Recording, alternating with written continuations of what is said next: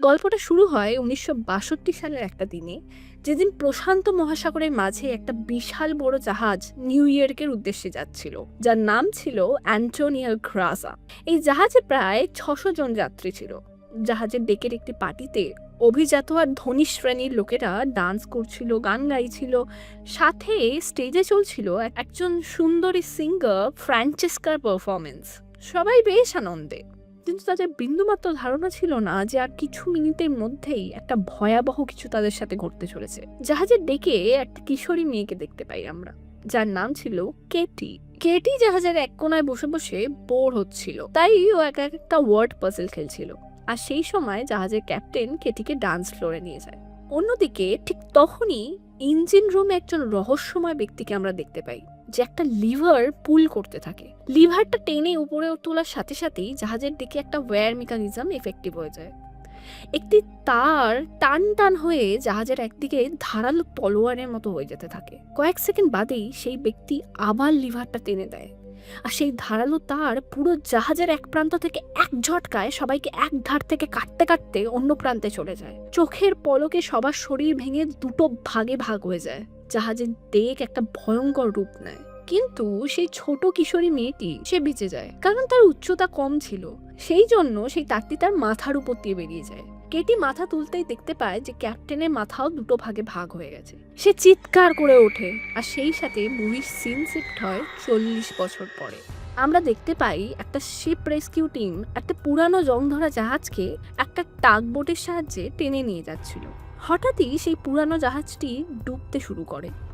এটি দেখে টিমের লিডার মার্ফি তার সঙ্গী এপসকে পাঠায়, যাতে সেই দড়িটি পুরানো জাহাজ থেকে খুলে দেয়, যেটা টাগবোটের সাথে আটকে রাখা আছে। এখন যদি সেই জাহাজটি ডুবে যায়, তবে তাদের টাগবোটটিও সেটির সাথে নিচে তলিয়ে যাবে। এপস যখন সেই জাহাজের ভিতরে গিয়ে পৌঁছায়, তখন সে নিচের অংশে একটা বড় ফাটল দেখতে পায়, যেখান থেকে জল ফুল ফোর্সে জাহাজের ভিতর ঢুকছিল। ওটা সিল না করলে জাহাজটি মাত্র ৫ মিনিটের মধ্যেই ডুবে যেত। এপ সঙ্গে সঙ্গে মার্ফিকে সেই কথা জানায়। এটা শুনে মার্ফি তাকে নির্দেশ দেয়, তুমি জলদি ওই দড়ি খুলে টাগবোটে ফিরে এসো, এই জাহাজ পোর্ট অব্দি নিয়ে যাওয়া সম্ভবই হবে না। ঠিক সেই সময় টিমের আরো ২ মেম্বার মুন্ডার আর ডোজ এপসকে বলে জলদি বেরিয়ে আসতে, কিন্তু এখানে এপস জেদ ধরে বসে থাকে। সে বলে, এই জাহাজটা খুঁজতে আমাদের ৩ মাস সময় লেগেছে, আমি এত সহজে হার মানবো না।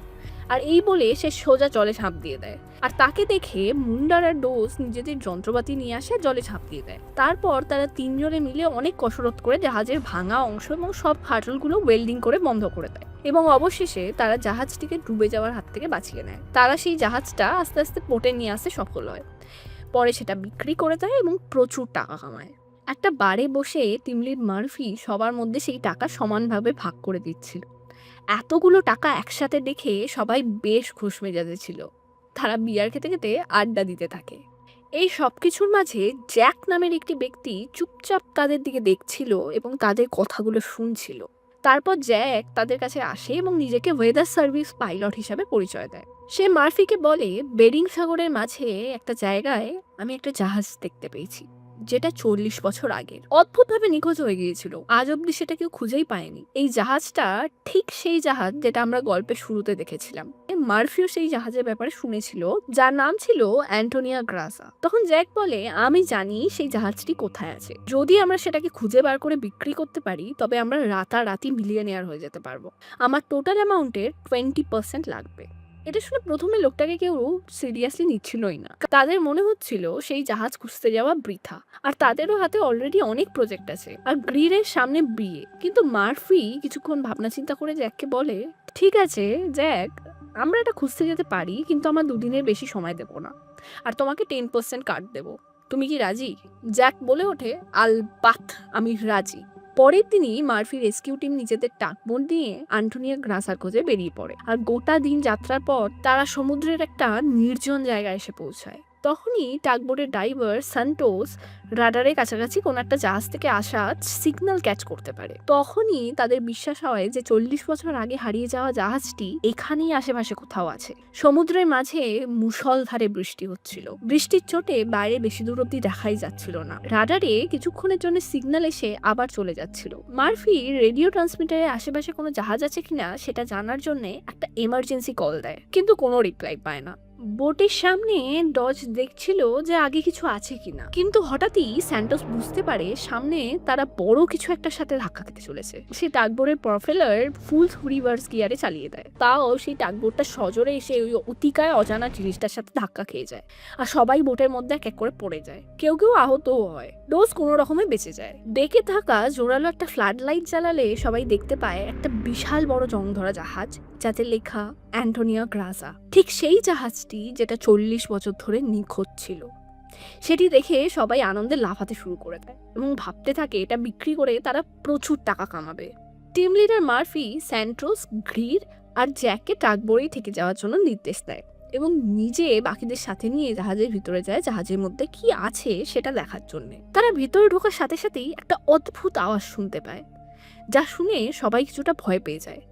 মার্ফি এগিয়ে যেতে থাকে সেই আওয়াজটা ফলো করতে করতে, আর ক্রমে তারা একটা বড় ঘড়ির সামনে এসে পৌঁছায়। অবাক করার মতো বিষয় হলো ঘড়িটি তখনও চলছিল। তারপর হঠাৎই ঘড়ির কাঁটাগুলো থমকে যায়। এটা দেখে সবার খুব অদ্ভুত লাগতে থাকে। এরপর দেখা যায় সেই ওয়ার্ড পাজলটা, যেটা আপনি আপ ঘুরে গিয়ে দুটো শব্দ তৈরি করে, যা হলো ওয়েলকাম অ্যাবোর্ড, অর্থাৎ আপনাদের সবাইকে স্বাগতম। হাঁটতে হাঁটতে তারা জাহাজটি এক্সপ্লোর করতে থাকে। ভিতরের অবস্থা ছিল অত্যন্ত শোচনীয়। চারিদিকে শুধু ভাঙাচোরা জিনিসপত্র, মরচে ধরা লোহা আর আবর্জনা স্তূপ।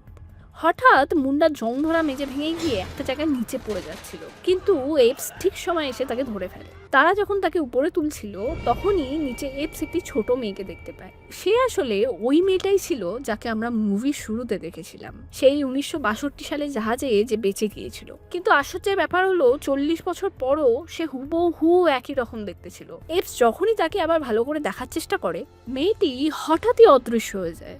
যে কোনো উপায়ে তারা তাদের সঙ্গীকে আবার টেনে উপরে তোলে, কিন্তু এপস তখনও বুঝতে পারছিল না যে সে ওই মেয়েটিকে দেখেছে ওটা সত্যি ছিল নাকি তার হ্যালুসিনেশন। জাহাজটি ছিল বিশাল বড়, তাই তারা খোঁজ চালিয়ে যেতে থাকে এবং অবশেষে ক্যাপ্টেনের কেবিনে এসে পৌঁছায়। সেখানে তল্লাশি করার সময় তারা একটা ডিজিটাল ঘড়ি খুঁজে পায়। তারা এটা দেখে চমকে ওঠে, কারণ 40 বছর আগে তো ডিজিটাল ঘড়ি আসেইনি। মার্ফি বলে নিশ্চয়ই আমাদের আগে এখানে এই জাহাজে কেউ এসেছিল, তারাই হয়তো ফেলে গেছে এই ঘড়িটা। তারপর তারা আবার নিজেদের টাগবোর্ডে ফিরে আসে। টিম লিডার মার্ফি বলে অনেক রাত হয়েছে, আজ সবাই রেস্ট করে নিই, কাল সকালে আমরা আবার গিয়ে দেখবো ওটাকে কিভাবে পোর্টে অব্দি নিয়ে যাওয়া যায়। স্যান্টোস বলে ওঠে এই ছোট টাগবোর্ডে করে এই জাহাজটা টেনে নিয়ে যাওয়া অসম্ভব। গ্রির বলে আমরা যদি এই জাহাজটাকে এখানে অ্যাঙ্কার করে দিয়ে আরো কয়েকটা টাগবোর্ড নিয়ে আসি, তাহলেও প্রায় 2 সপ্তাহ লেগে যাবে এই জাহাজ টেনে পোর্ট অব্দি নিয়ে যেতে। ডোজ বলে আমরা যদি এই জাহাজটিকে ছেড়ে যাই তাহলে কোনো রাশিয়ান ট্রলার এসে এটাকে দখল করে নেবে, কারণ এটা ইন্টারন্যাশনাল ওয়াটার। মার্ফি বলে আমার তো চেক করা হয়ে গেছে, জাহাজে কোনো অ্যাঙ্কার নেই, তো আমাদের অন্য কোনো উপায় ভাবতেই হবে। তখন গ্রির বলে জাহাজের একটাও ইঞ্জিন যদি আমরা কোনোভাবে কাজ করাতে পারি তাহলে আমরা স্লো হলেও জাহাজটাকে ধীরে ধীরে এগিয়ে নিয়ে যেতে পারবো। মার্ফি বলে এখন আপাতত রেস্ট করা যাক, বাকিটা কাল সকালে দেখা যাবে। এরপর সবাই ডিনার সেরে শুয়ে পড়লে এপস টাগবোর্ডে ডেকে দাঁড়িয়ে জাহাজটাকে দেখছিল আর কেটির কথা ভাবছিল, যাকে সে মুন্ডারকে বাঁচাতে গিয়ে জাস্ট এক ঝলকের জন্য দেখতে পেয়েছিল। জ্যাক ডেকে এসে তাকে জিজ্ঞাসা করে কি হয়েছে এপস, জাহাজ থেকে আসার পর তোমাকে খুবই চুপচাপ দেখছি, তুমি কি কিছু নিয়ে ডিস্টার্বড? এপ বলে আমি না জাহাজে একটা ছোট মেয়েকে দেখতে পেয়েছি, কিন্তু এই পুরানো জাহাজে সে কিভাবে এলো? জেক বলে তুমি বেশি কাজ নিয়ে স্ট্রেস নিচ্ছ, এটা আমার সাথেও হয়, চিন্তা করো না, অনেক রকম হ্যালুসিনেশন এইসব পুরানো জাহাজে হতেই থাকে। পরের দিনে সকালবেলা তারা সবাই জলের নিচে নেমে একটা জিনিস চেক করতে যায়, কোনোভাবে নিচ থেকে জাহাজটা ক্ষতিগ্রস্ত কিনা। আর তারা দেখতে পায় জাহাজের নিচে বিশাল একটা ফাটল। সম্ভবত সমুদ্রের মাঝখানে দিশাহীনভাবে ঘুরতে ঘুরতে কোনো পাথরে লেগে এই ফাটলটা হয়েছে। মার্ফির এসব ডেমনস্ট্রেশনের মাঝে জ্যাক এমন এক ভাব করছিল যেন সে সমুদ্রে কিভাবে জাহাজ ডুবি হয় সেটাও জানে না। টিভিতে সে টাইটানিকও হয়তো দেখেনি কোনোদিন। মার্ফি পরিষ্কার জানিয়ে দেয় যে এই অবস্থায় জাহাজ টেনে নিয়ে যাওয়া বোকামি হবে। তাদের প্ল্যান বদলানো হয়। প্রথমে তারা ডিসাইড করে সেই গর্তটি ওয়েল্ডিং করে বন্ধ করে দেবে, এরপর ভিতরের সমস্ত জল বাইরে বের করা হবে, তারপরে জাহাজটিকে টেনে পোর্টে নিয়ে আসা হবে। আর এসব করার জন্য তাদের কাছে জাস্ট 3টে দিন সময় আছে।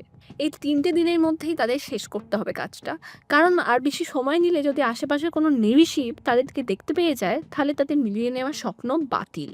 গ্রির আর স্যান্টোস বলে আমাদের টাগবোর্ডের ইঞ্জিন এমনিই খারাপ, কী করে এটা সম্ভব হবে তুমি বলো? মার্ফি বলে, এই ঘ্যান ঘ্যান বন্ধ করো তোমাদের। আমাদের কাছে অনেক ধরনের টুলস আছে যেগুলো দিয়ে আমরা খুব ইজিলি ইঞ্জিন ওভারহাউল করে আমরা বাকিটা মিলেই জাহাজটা ফিক্স করে ফেলবো। মার্ফির কথা মতো জাহাজ ঠিক করার জিনিস ক্রেনে করে জাহাজে তোলা হয়। সবাই মিলে প্ল্যান করতে থাকে কিভাবে জাহাজটিকে সারানো হবে। কাজ করতে করতে এপস একটি সুইমিং পুলের ধারে চলে আসে।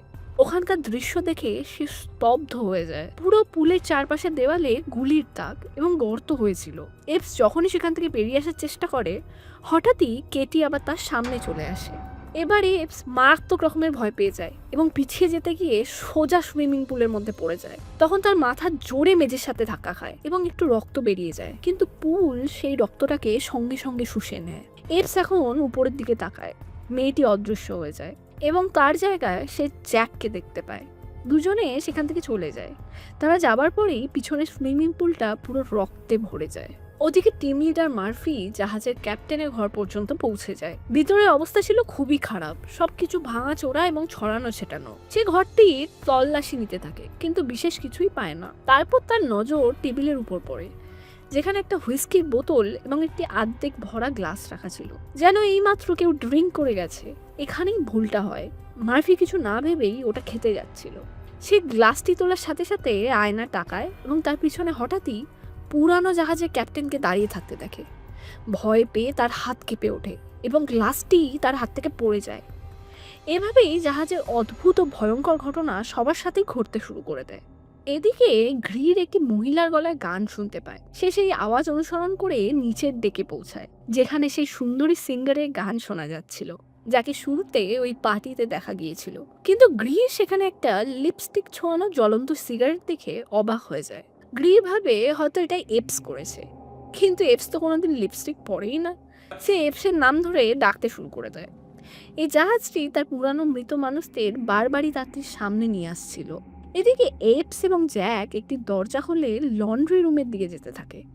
দরজা খোলার সাথে সাথেই জলের একটা বড় ঢেউ বাইরে আসে এবং তাদের সাথে প্রচুর মৃতদেহ ভেসে বাইরে আসতে থাকে। এখন ভয়ে চরম সীমায় এসে পৌঁছে যায়। এপস এবং জ্যাক খুব ঘাবড়ে যায়। এই জায়গা থেকে তাদের পিছনে ফেরাও ছিল সমানভাবে বিপজ্জনক। তারা আগে এগোনোর সাথে সাথেই একটি কেবিনের দরজা আপনি আপই খুলে যায়। সেই দরজাটা ছিল কার্গো রুমের। ভিতরে গিয়ে জ্যাক একটি লাক্সারি গাড়ি দেখতে পায়। গাড়িটা দেখতে পেয়ে জ্যাক আনন্দে আত্মহারা হয়ে পড়ে, কিন্তু গাড়ির গায়ে গুলির দাগ দেখে এপসে কিছু একটা সন্দেহজনক মনে হচ্ছিল এবং সে সেখান থেকে জলদি বেরিয়ে যেতে চাইছিল। তখনই তারা পাশের ঘরে কিছু একটা নড়াচড়া করতে দেখে। সেখানে গিয়ে তারা দেখে বস্তা বস্তা চিঠি সেখানে উইপোকায় খাচ্ছে, যা কোনোদিন তার গ্রাহকের কাছে পৌঁছায়নি। আর সেসব সরায় আর একটা কাঠের বাক্স দেখে এপস অবাক হয়ে যায়। সেই কাঠের বাক্সে ছিল দুনিয়ার ইঁদুর, আর সাথে বড় বড় সোনার বাট। একটা নয়, প্রায় 10টা বাক্স সেখানে ছিল। এপস সঙ্গে সঙ্গে বাকি টিমকে ডেকে আনে। সবাই এসে হতভম্ব হয়ে দেখতে থাকে।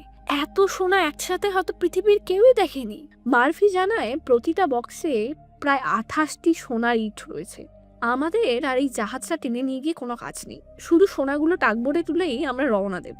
স্যান্টোস জিজ্ঞাসা করে, বস, এই সোনা বাজারে বিক্রি করলে আমরা কত পাবো? মার্ফি বলে, প্রায় $500 মিলিয়ন তো পেয়েই যাব। মার্ফির কথা শুনে তারা আনন্দে সেলিব্রেট করতে শুরু করে আর সমস্ত সোনা নিজেদের টাকবোর্ডে লোড করে নেয় এবং রওনা হওয়ার জন্য প্রস্তুতি নেয়। ওদিকে টাগবোটের ভিতরে স্যান্টোস ইঞ্জিনে পাওয়ার বাড়ানোর প্রসেসে ব্যস্ত ছিল, আর মুন্ডার আর গ্রিক ছিল সেলিং কেবিনে। কিন্তু হঠাৎই সিলিন্ডারের ভালভ নিজে থেকেই খুলে যায় এবং গ্যাস লিক করতে শুরু করে দেয়। এর মাঝেই এপস আবার সেই মেয়েটিকে দেখতে পায়। সে তার দিকে ছুটে আসছিল, যেন তাকে কোনোভাবে ওয়ার্নিং দিতে চাইছিল, কিন্তু হঠাৎই কেউ তাকে ধরে নিচে টেনে নেয়। তার মানে মেয়েটি হয়তো সাহায্য করতে চাইছে, কিন্তু অন্য কোনো শক্তি তাকে বাধা দিচ্ছে। স্যান্টোস ইঞ্জিন রুম ঠিকঠাকভাবে ক্যালিব্রেট করার পর গ্রিকে ইঞ্জিন স্টার্ট দিতে বলে। স্যান্টোস যতক্ষণে বুঝতে পারে, গ্রিক ততক্ষণে চাবি ঘুরিয়ে ইগনিশন বাটন চিপে দেয়, আর সঙ্গে সঙ্গে বিশাল বড় একটা ব্লাস্ট হয়। এপস জাহাজের ধারে দেখতে পায় টাগবোটের মধ্যে কি হয়েছে, আর সাথে সাথে আরও একটা বিস্ফোরণ হয়। বিস্ফোরণের শকে এপস ছিটকে পড়ে যায়। বিস্ফোরণে গোটা টাগবোটটাই উড়ে যায় আর বোট ডুবতে শুরু করে। এপস তাদের বাঁচাতে জলে ঝাঁপ দেয়। জ্যাক মুন্ডারকে খুঁজে পায়। এপস গ্রিরকে উদ্ধার করে। কিন্তু স্যান্টোসকে খুঁজে পাওয়া যায় না। এপস তার নাম ধরে চিৎকার করে তাকে ডাকতে থাকে। কেটি জাহাজের এক প্রান্ত থেকে এই সব দেখতে থাকে, কিন্তু এক বিশাল নিস্তব্ধতা এই অন্ধকার সমুদ্রটাকে গ্রাস করে নেয়। এখন পুরো পরিস্থিতিটাই পাল্টে গেছে। এখন তাদের পালানোর আর কোনো পথ নেই। তারা সবাই মাঝ সমুদ্রে একটা ভুতুড়ে পরিত্যক্ত জাহাজে আটকে পড়েছে। সবার মুখেই ভয়ের ছাপ। এখন তাদের কাছে মাত্র একটাই উপায়, জাহাজের ফাটলগুলো ওয়েল্ড করা, জাহাজের ইঞ্জিনটাকে কোনোভাবে চালু করে সমুদ্রের স্রোতের অনুকূলে জাহাজটিকে চালিয়ে সেটাকে পোর্ট অব্দি নিয়ে যাওয়া। এরই মাঝে গ্রির তার গার্লফ্রেন্ডের ছবি দেখে ভেঙে পড়ে। তার 2 সপ্তাহ পরেই বিয়ে করার কথা ছিল, আর এখন তার মনে হচ্ছে সে হয়তো বাইরে বেঁচে বেরোতেই পারবে না। হতাশায় সে জাহাজে রাখা পুরানো মদ খেতে শুরু করে দেয়। অন্যদিকে এপস বারবার কেটিকে দেখার কারণে অস্থির হয়ে পড়ে। এবার সে শুধু ভয় পেয়ে পালায় না, সে সত্যিটা জানতে চায়। সে জাহাজের যাত্রীদের ইনফরমেশন চেক করে এবং জানতে পারে মেয়েটির নাম কেটি। খুঁজতে খুঁজতে সে কেটির ঘর পর্যন্ত এসে পৌঁছায় এবং সেখানেই সে আসল সত্যিটা সামনে এসে যায়, যে এই জাহাজে আসলে ঠিক কি ঘটেছিল। এপস যখন আলমারি খুলে তখন আতঙ্কে শিউরে ওঠে। এত বছর পরও তার শরীর সেখানেই পড়েছিল। এপস সাহস করে কেটির গলা থেকে একটা লকেট পার করে। সেটি খোলার পর সে ভিতরে কেটি আর তার বাবা মায়ের সাথে একটা ছবি দেখতে পায়। এটি দেখে এপস অবাক হয়ে যায়, আর তখনই সে কেটির গলা শুনতে পায়, এই লকেটটা বন্ধ করো না, আমি এত বছর পর আমার মা বাবাকে দেখছি। এখন এখানে পরিষ্কার হয়ে যায় যে এপস কোনো জীবিত মানুষের সাথে না, বরং একটি আত্মার সাথে কথা বলছে। এপস যখন সেই লকেটটিকে কেটিকে দেওয়ার চেষ্টা করে, সেটি তার হাতের এপার ওপার হয়ে যায়। এবার কেটি আসল সত্যটি জানায়। সেই বলে এই জাহাজে অনেক আত্মা আটকে রয়েছে এবং যতক্ষণ না সেই লোকটিকে মারা হবে যে সবাইকে কন্ট্রোল করছে, ততক্ষণ কেউই মুক্ত হবে না। এপস প্রশ্ন করে যে এই লোকটা কে, কিন্তু কেটি তার নাম বলার আগেই ঘরের সিলিং রক্তে ভেসে যায়। এপস ভয় পেয়ে যায় এবং কেটি তাকে সতর্ক করে বলে, তোমরা এখান থেকে এক্ষুনি চলে যাও, না হলে তোমরা সবাই পরে মারা যাবে, এবং সে সেখান থেকে উধাও হয়ে যায়। এর মধ্যেই দেখা যায় ডোজ এবং মুন্ডার জাহাজের কিচেনে একটা প্রসেস ফুডের ক্যান খোলার চেষ্টা করছে। তাদের খিদের চোটে এমনই খারাপ অবস্থা যে তাদের এটা ভাবার মতো বুদ্ধি নেই যে 40 বছর পুরানো ক্যানে খাবার জন্য কোনো খাদ্যই থাকা সম্ভব না। কিন্তু ক্যান খোলার পর তারা দেখতে পায় একদম ফ্রেশ বিনস তাদের মধ্যে আছে। মুন্ডার নাক দিয়ে শুকে পরীক্ষা করে 1 চামচ বিনস নিয়ে মুখে পুরে দেয়। তার বেশ সুস্বাদুই লাগে খেতে। তাকে দেখা দেখি ডোজও খেতে শুরু করে। গোগ্রাসে খাওয়ার কিছুক্ষণ পরে তারা বুঝতে পারে যে খাবার তারা খাচ্ছে তাতে পোকা কিলবিল করছে। তারা বমি করে ফেলে। এবার অন্যদিকে আমরা দেখতে পাই গ্রিরকে। সে পুরানো মদের বোতল খালি করে ফেলেছে এবং তার নেশায় মাথা পর্যন্ত ঘুরছে। হঠাৎই তার চারপাশে সমস্ত জিনিসপত্র দুলতে শুরু করে দেয় এবং চোখের পলকে সবকিছু ঠিক হয়ে যায়, যেন জাহাজটি 40 বছর পিছনে চলে গেছে। যারা মারা গিয়েছিল তারা সবাই জীবিত অবস্থায় সামনে চলে আসে। সেখানে মানুষ তার জন্য তালি বাজাচ্ছিল। শুরুতে সে ভয় পায়, কিন্তু পরে এসে নিজেকে বোঝায় যে এটি মদের নেশার ঘোর। তখনই সেই সিঙ্গার ফ্রান্সিসকা তার কাছে আসে। গ্রি পুরোপুরি তার জালে ফেসে যায় আর তার পিছন পিছন চলতে শুরু করে, আর গ্রিরও তার দিকে হাত বাড়ায়। ফ্রান্সিসকাকে সেকে জড়িয়ে ধরতে গিয়ে ভাঙা লিফটে চ্যানেলের মধ্যে পা বাড়ায় আর সোজা নিচে পড়ে গিয়ে মারা যায়। এদিকে মার্ফি জাহাজের ক্যাপ্টেনের ঘরেই বসেছিল। সেখানে থাকা মদের বোতলগুলো নিজে থেকেই নড়তে শুরু করে, আর হঠাৎই জাহাজের ক্যাপ্টেনের আত্মা মার্ফির সামনে এসে দাঁড়ায়। মার্ফি খুব ভয় পেয়ে যায়। ক্যাপ্টেন নিজের হুইস্কির গ্লাসে মদ ঢেলে মার্ফিকে অফার করে। ক্যাপ্টেন মার্ফির সাথে গল্প শুরু করে দেয়। সে মার্ফিকে একটা জাহাজের ছবি দেখায় আর বলে, এই জাহাজটার নাম লোরেলা, তুমি কি এই জাহাজটিকে চিনতে পারছো? মার্ফি বলে, আমি এই জাহাজটার নাম শুনেছি। তখন ক্যাপ্টেন আরো একটা ছবি দেখায় যাতে সেই সোনার বাক্সগুলো দেখা যাচ্ছে। সে বলে ওঠে, এই জাহাজটা পরিত্যক্ত অবস্থায় সমুদ্রের মাঝেই পড়েছিল, আমরা এই জাহাজটা খুঁজে পেয়েছিলাম। মার্ফি বলে, এই সোনাগুলো কি লরেলো জাহাজ থেকেই পাওয়া গেছে? ক্যাপ্টেন মাথা নাড়িয়ে বলে, হ্যাঁ। মার্ফি বলে, এই জাহাজটাই তো সেই জাহাজটা যেখান থেকে কোনো যাত্রী বেঁচে ফিরতে পারেনি। ক্যাপ্টেন তখন মাথা নাড়িয়ে বলে, না, একজন সার্ভাইভার ছিল। তারপরে সে একটা ছবি দেখায়। মার্ফি সেই ছবি দেখার সাথে সাথে তার পায়ের তলা থেকে মাটি সরে যায়, কারণ সেই ছবিটিতে ছিল জ্যাক, আর ছবিটা ছিল 40 বছরের পুরানো। মার্ফি একেবারে বুঝে যায় যে জ্যাক কোনো মানুষ নয়, বরং সেটি একটি বিপজ্জনক শয়তান। সে তার বাকি সঙ্গীদের খুঁজতে বের হয়, কিন্তু তখনই সে স্যান্টোসকে দেখতে পায়, যে টাকবোর্ডের বিস্ফোরণে মারা গিয়েছিল। অর্থাৎ এখন সেই মৃত মানুষের আত্মা তার সামনে দাঁড়িয়ে আছে। মার্ফি প্রাণ বাঁচানোর জন্য দৌড় দেয়। ঠিক সেই সময় এপস সেখানে এসে পৌঁছায়। মার্ফি তখনও ভয়ের ঘোরে ছিল। তার কাছে এপসের মুখটিও স্যান্টোসের মতো মনে হতে থাকে। তখন সে পুরোপুরি কন্ট্রোল হারিয়ে ফেলে এবং এপসের উপরে হামলা করে বসে। এপস আত্মরক্ষার জন্য তার পায়ে আঘাত করে, কিন্তু মার্ফি তবুও থামে না। সে যখনই এপসকে মারতে যাবে, পিছন থেকে জ্যাক আসে এবং আয়রন রড দিয়ে তার মাথায় আঘাত করে তাকে অজ্ঞান করে দেয়।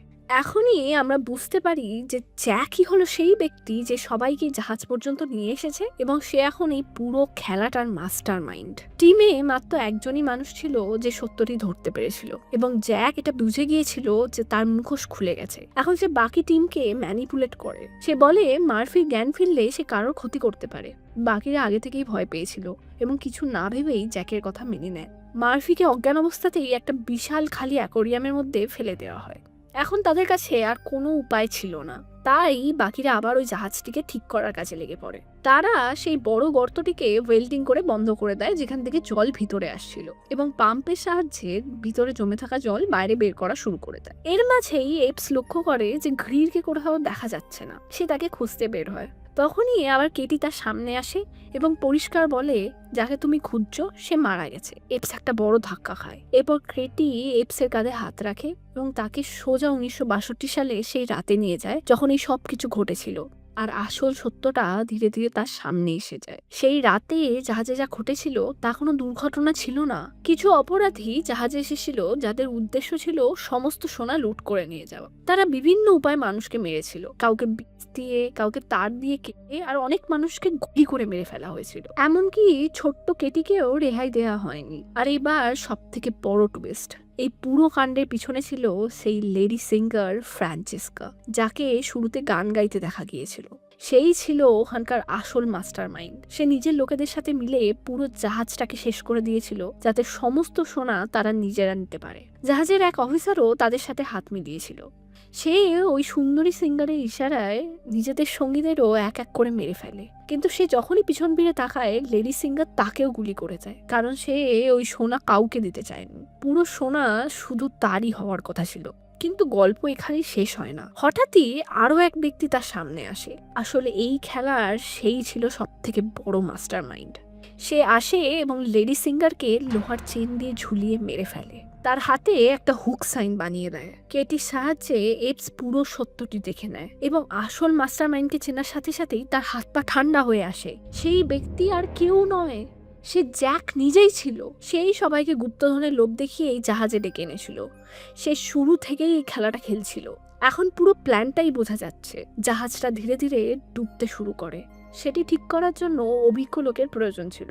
জ্যাক নিজে এই কাজটা করতে পারতো না, তাই ওদেরকে ফাঁসিয়ে এখানে এনেছিল। কাজ হাসিল হয়ে গেছে, এখন এরা সবাই তার কাছে ফালতু, তাই এদের সবাইকেই ও মেরে ফেলবে এক করে। এফসের সঙ্গে সঙ্গে নিজের ভুল মনে পড়ে। সে জ্যাকের প্ররোচনায় এসে মার্ফিকে ট্যাঙ্কের ভিতর বন্দি করে ফেলেছিল। সে দৌড়ে তাকে বাঁচাতে চায়, কিন্তু ততক্ষণে অনেক দেরি হয়ে গেছে। ট্যাঙ্কের ভিতর জল ভরে গেছে এবং মার্ফি ওখানেই মারা গেছে। এপস নিজের সর্বশক্তি দিয়ে কাঁচ ভাঙার চেষ্টা করে, কিন্তু সে ব্যর্থ হয়। এখন পুরো পরিস্থিতি এপসের বিরুদ্ধে। মার্ফি চলে গেছে, গ্রির চলে গেছে এবং বাকিরাও বিপদে আছে। এপস জাহাজের মেন কেবিনে ডোজকে খুঁজে পায়। জ্যাকও সেখানে চলে আসে। সে বলে, মার্ফি, গ্রির কেউই আর বেঁচে নেই। এই বন্দুকটা নাও, আমি মুন্ডারকে খুঁজতে যাচ্ছি, আর কাউকে বিশ্বাস করো না। এদিকে মুন্ডার জাহাজের ভিতরে জলের তলার ওই ফাটলগুলো স্পট করে ওয়েল্ড করছিল। হঠাৎই জাহাজের ইঞ্জিন চালু হয়ে যায় এবং ইঞ্জিনের মধ্যে বড় বড় গিয়ার ঘুরতে শুরু করে।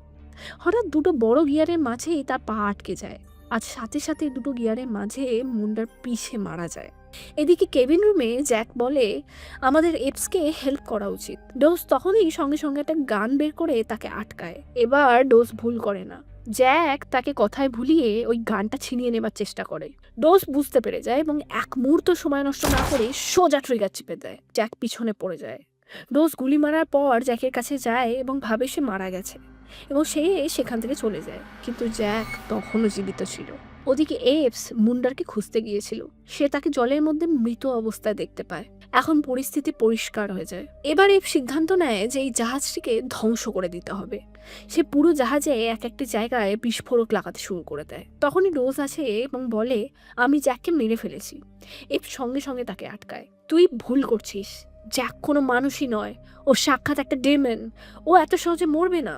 আমাদের এই পুরো জাহাজটাকেই উড়িয়ে দিতে হবে, না হলে এটা আবার অন্য কাউকে ফাঁসাবে। তখনই রোজ রেগে গিয়ে বলে, এই জাহাজ যদি উড়িয়ে দেওয়া হয় তাহলে সব সোনাও চলে যাবে। এ পরিষ্কার বলে দেয় যে এই সোনা আসল নয়, এটা শুধু জ্যাকের ট্র্যাপ।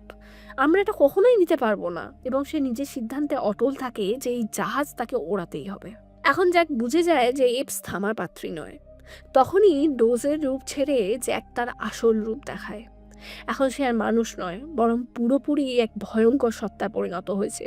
আর সব থেকে বড় ধাক্কা সে দেয় এটা জানিয়ে যে ডোজ তো আগেই মারা গেছে। এখন জ্যাক তার পুরো সত্যটি প্রকাশ করে, তুমি আর আমি অনেকটা একই রকম। তুমি যেমন সমুদ্রে আটকে থাকা জাহাজ খোঁজো, আমিও তেমন আটকে থাকা আত্মা সংগ্রহ করি। সে এটাও স্বীকার করে যে সে আগে মানুষ ছিল, কিন্তু সে অনেক পাপ করেছিল এবং এটাই তার শাস্তি হয়ে দাঁড়িয়েছে। এখন তার কাজ হলো মানুষের আত্মা সংগ্রহ করা, এবং এই কাজের জন্য তার একটি জাহাজ প্রয়োজন। জ্যাক এপসকে একটা ডিল দেয়, তুমি চলে যাও, আমি তোমাকে মারবো না, কিন্তু তার বিনিময়ে এই জাহাজটা তোমাকে আমি ওড়াতে দেবো না। এপস একদমই না করে দেয়। জ্যাক তাকে আয়রন রড দিয়ে আঘাত করে ফেলে দেয় এবং তাকে শেষ করতে এগিয়ে আসে। শেষ মুহূর্তে এপস তার শেষ চালটি ছেড়ে দেয়। সে সোজা বোমা রিমোটে তীর মারে। রিমোট ট্রিগার হওয়ার সাথে সাথেই জাহাজে এক ভয়াবহ বিস্ফোরণ ঘটে। জ্যাক নিমেষে উড়ে যায় এবং পুরো জাহাজটি ডুবতে শুরু করে। কিন্তু এখন নিজে এপস আটকে পড়ে জলের নিচে।